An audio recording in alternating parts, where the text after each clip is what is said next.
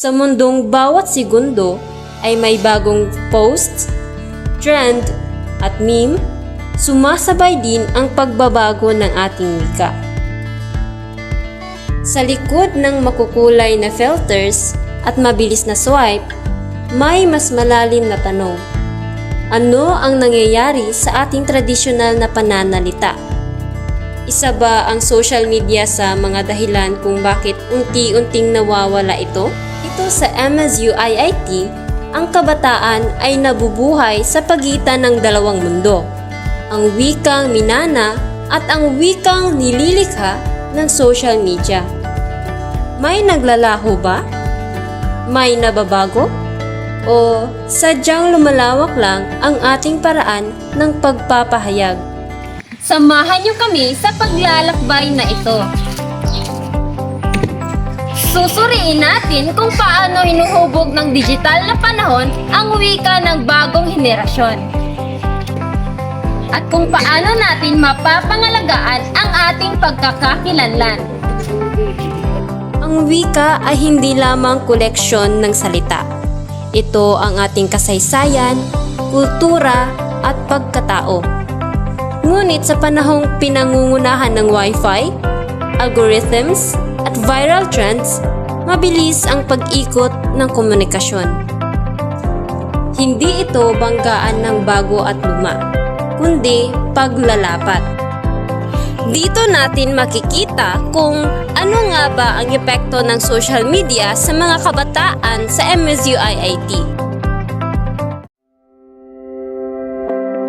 So para sa inyo ha, yun sa nimo paggamit ang social media sa inyong adlaw-adlaw nga kinabuhi? Actually, social media is gabi na siya ka-centered karon sa modern life, especially sa nag-evolve na technology and dependent na kayo sa mga butang sa panginabuhi karon. Muna for me, social media is usable siya sa pang-adlaw-adlaw nga kinabuhi. Yes, actually I am one of the product of a social media influence. Like, before I say that my vocabulary isn't that wide and isn't that broad, but I once immersed myself into social media from where I encounter words, sentences, phrases, or even movies or something that I believe will contribute to my whole being and especially my vocabulary. And yes, I can say that there is this significant difference from my vocabulary before and right now. Ma-observe magyapon ninyo. Yeah, kaya before, yes, there are instances magkanganga ko and then I mag-research pa ko unsay meaning ani, unsay translation ani sa English or even Filipino. But right now with the exposure of me sa social media, I can say na ni-enhance my vocabulary. Oo, naka-apekto na sa kuha. Kay like kanang scroll ko sa Facebook, so makita nga like mga bagong words like mga konyo or jijimon. So ako may influencean ko anak. So pwede ko mag-sound-sounding nga mag-konyo ko mag-jijimon words o samo ang malanaw kung napon may makita ang mga ingana. So ako nagbuo. Aduna ba'y mga pulong or expression nga imong gigamit sa social media nga dili nimo gamiton pag formal na nga mga storya? Well, actually, there are many instances where I use mga words that is prohibited for me to use in casual and formal nga mga conversations, such as kaning role, o diba? Because there are instances from where I once kanang gistorya na ko na siya in front of the class, and then ang kaning professor kay naka-question siya nga, unsay pasabot ana. So somehow at some point maka-consider manggod ang mga tao nga wala makailana as somewhat like kanang mga negative. So para sa inyo ha, unsa nga mga pulong ang dili dapat nawala o dapat naumbagi sa mga kamatanunan karon? So, as a Filipino, we have this tradition na ginagin 50 natin. It is using honorifics such as using po and po and calling our father and mother in their family's name like mama, papa, auntie, then using mga words nga kanagitang dili makaka-friend kita sa tao dito. Kalma siya nga tungod.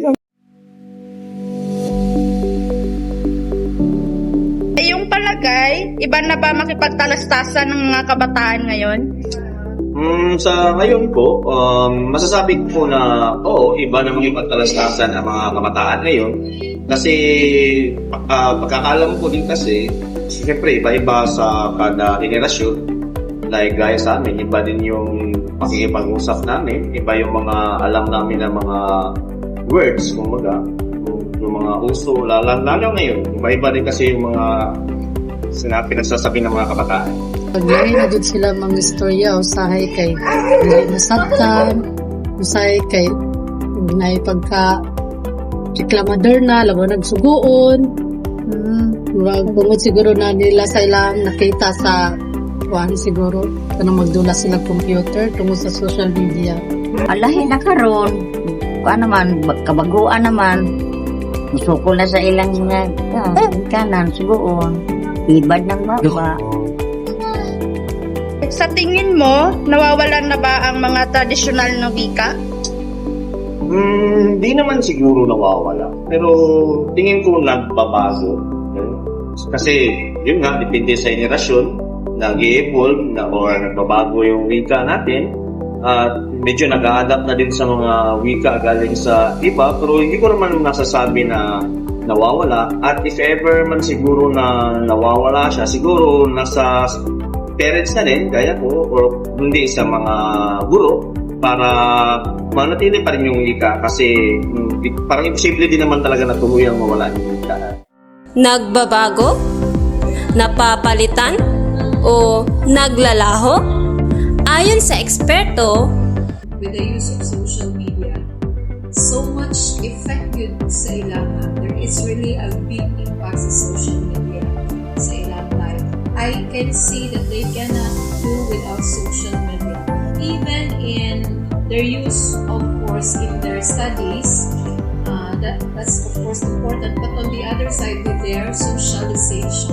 Social media is also creating new vocabularies, so therefore there are really vocabularies that seem somewhat like not really good in comparison to those. So there are really vocabularies before that should be taken care of because those are important vocabularies. Kung ganun, paano babalansihin ang tradisyon at modernong wika?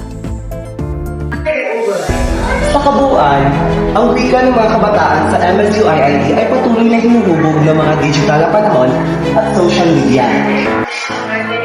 Ang pag-form ng mga bagong salita, slang, at paraan ng pagpapahayag ay patuloy na ang wika ay umunlad at buhay. Gayunpaman, kasabay na pagbago nito ang hamon na unti-unti pagkalimot sa ilang tradisyonal na salita at ang pagpapahalaga ng kultura na nakapaloob nito. Hindi nangangahulugan ang modernong wika ay kaaway ng tradisyon. Sa halip, maaari silang magsanib upang lumikha ng mas malawak at mas makabunuang komunikasyon.